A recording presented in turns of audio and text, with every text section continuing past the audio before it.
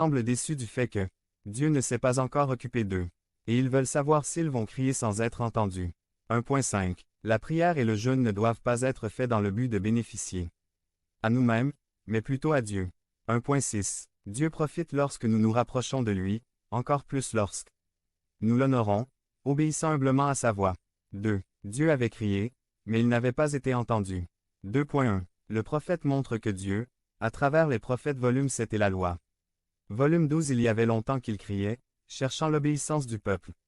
2.2. Dieu leur a demandé de faire, pratiquer la justice, la bonté, la miséricorde, et s'éloigner du mal. 23. Le peuple a endurci son cœur, a tourné le dos à Dieu et n'a pas écouté ses prophètes, mais ils ont refusé d'y prêter attention, et ils tournèrent le dos et se bouchèrent les oreilles. Ils ont endurci leur cœur et n'ont pas entendu la loi et les paroles que le Seigneur des armées avait prononcées par son esprit à travers les anciens prophètes. C'est pourquoi le Seigneur des armées est parti depuis longtemps. Zacharie 7, 11, 12. NIV 2.4. Beaucoup de gens vont au temple pour entendre quelque chose qui les remplit de joie, qui les console, qui les stimule. Mais nous devons aller à l'église pour entendre Dieu, nous guider sur la façon dont nous devrions vivre pour lui plaire. 3. Puisqu'ils n'ont pas entendu Dieu, Dieu ne les a pas entendus.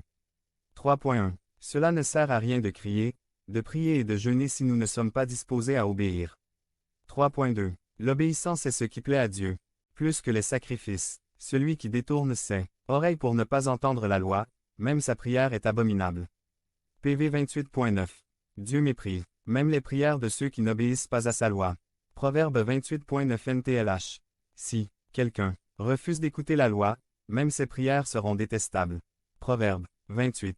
9 NIV. 3.3. Dieu prévient qu'il n'écoutera pas les prières de ceux qui vivent dans le péché.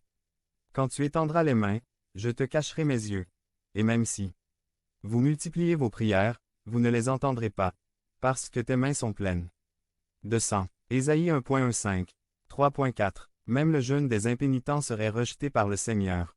Quand ils jeûnent, je n'entendrai pas leurs cris, et quand ils offrent des holocaustes et des oblations, je ne serai pas satisfait d'eux, mais je les consumerai par l'épée, par la famine et par la peste. Jérémie 14.12.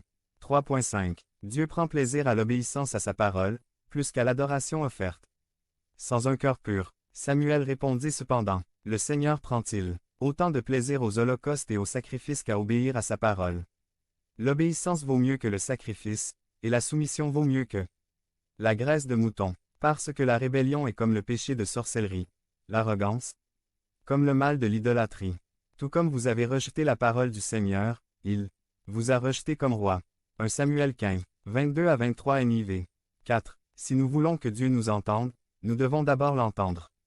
4.1. Même aujourd'hui, Dieu crie.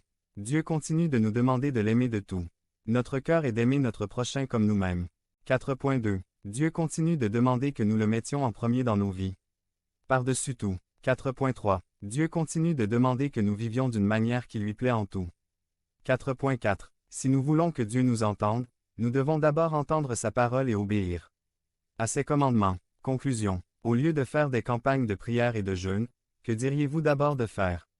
Des campagnes d'obéissance. Au lieu de 21 jours de prière, nous allons pratiquer 21 jours sans murmurer. Au lieu d'une campagne de prière de 10 semaines sur la montagne, nous allons pratiquer 10 semaines sans mentir, sans dire du mal de notre frère, sans rébellion. Nous nous présentons devant Dieu avec de nombreuses requêtes.